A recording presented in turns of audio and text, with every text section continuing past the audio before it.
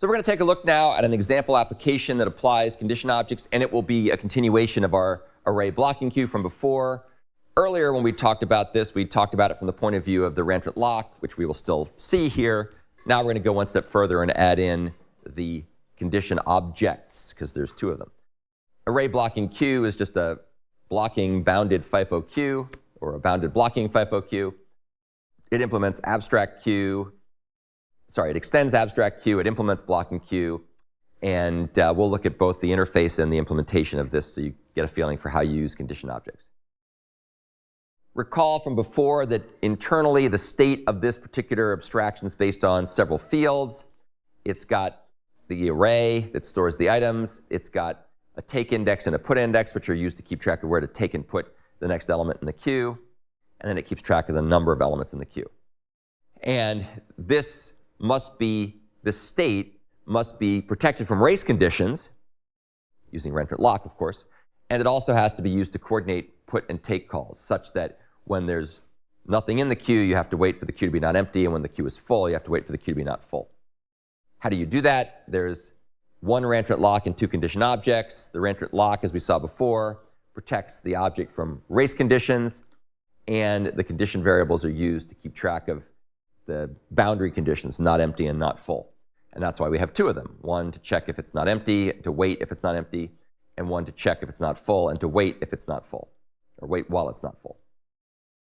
And by having these decoupled the way we do here, that allows us to reduce redundant wake-ups and redundant checks. Here's what the constructor looks like.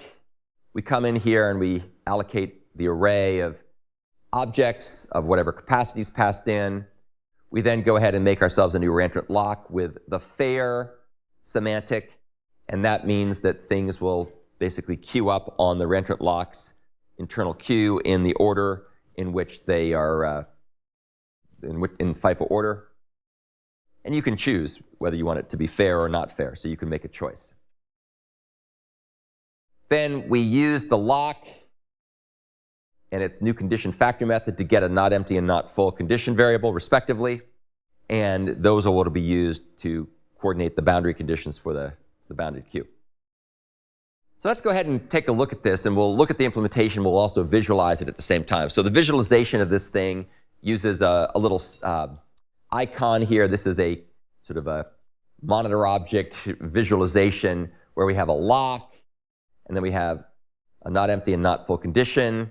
And then we have the critical section, which is where the code will go. And this is basically the monitor object pattern, which is used to synchronize method execution to ensure only one thread at a time is in the critical section, in this part here. And it allows the object methods to coordinate or cooperatively schedule the execution using the not full and not empty condition variables. OK, so we're going to look at this thing and kind of see what it looks like, and we'll look at the code at the same time. So we're going to start out by making ourselves an array blocking queue that's going to have a maximum of 10 items in it. So that's it's a bounded blocking queue that cannot be bigger than 10 items. Of course, it could start out with 0, as it does here. So thread T1 comes along, and it calls take. And since the queue is initially empty, it's going to go ahead and block. So here we come into take. When take is called, the thread is going to be able to access the monitor object because there's nobody in there. And so lock interruptibly gets called. That allows us to go into the critical section. And the reason that that succeeds, of course, is we're the first thread to come along here. So there's no contention, so we get right in. All right, so we get into the little room. And now we can do our thing without having to worry about another thread coming along and corrupting the internal state while we're active. The next thing that's going to happen is we're going to run the guarded suspension pattern that we talked about before. So while the count equals 0, in other words, while there's nothing in the queue, we're going to go ahead and await. And the thing to note here is that count is a shared field. That'll be shared by other threads that are trying to either remove items or put some back. They all access count. So we need to make sure it's protected by this lock. So while the count is 0, which it is, of course, at the beginning, we're going to go ahead and await, and that will atomically release the lock and put thread T1 to sleep. So what happens here, you can see we were running here. Now when we call not empty await, we end up parking on the not empty condition, which you can kind of think about it as like sticking it into a little waiting room off to the side. So let's assume we've got the same blocking queue as before.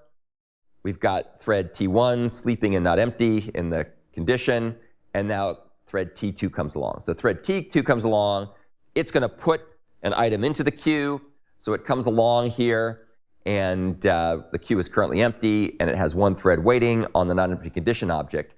So when it calls put, that will go ahead and kind of come into the ante room. When we get in here, we call lock. That moves us into the critical section. Notice that T1 has released the lock because it's asleep off to the side. So now we're going to be inside the critical section.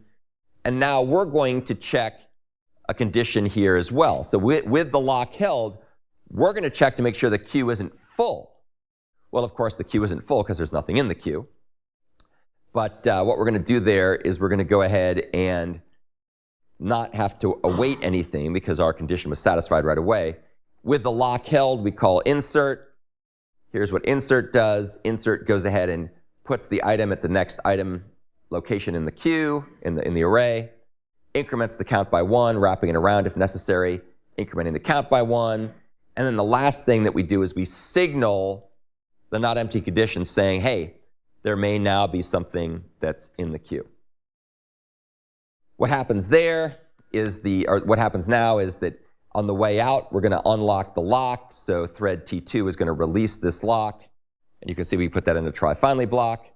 And then we go ahead and leave the monitor. So we're no longer in the critical section. So that means someone else can come along and get that lock. At this point, thread T1 was here sleeping. Now it's signaled, so it wakes up, and the await call reacquires the lock, so the lock is reacquired, and it then ends up back in the critical section. And now we go ahead and check to see, once again, is the count still 0?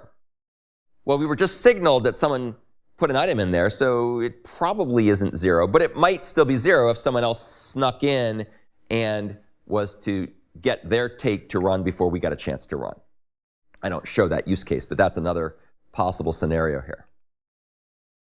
In this particular case, for sake of argument, let's assume we get through this okay. So now the guard is satisfied. We call the extract method. Here's the extract method. The extract method goes ahead and will take the item out of the array, set the current element to null to make garbage collection work properly, increment the take index by 1, wrapping it around if necessary, decrementing the count by 1. And then the very last thing that this extract method does is it signals the not full condition saying, someone just took something from this queue, it may no longer be full. May no longer be full. And then we return the item that was extracted. That's going to, of course, come back as the return value from take. And then on the way out, we unlock the lock using the try finally pattern. And then, of course, the lock is unlocked. We exit the critical section, and we're done with this small use case. So this example is obviously complicated because of the moving parts. There's a bunch of different things happening. We've got locks we have to hold. We have conditions and condition expressions we have to check. We have to await on certain conditions. We have to signal certain conditions. And so it's tricky, and you have to really sit down and think carefully about all the different pieces and how they work. And this gives you some guidance for your assignment 2B, where you're going to have to actually implement a semaphore using these mechanisms. Obviously, the semaphore implementation is quite different than this one, but it's somewhat the same idea.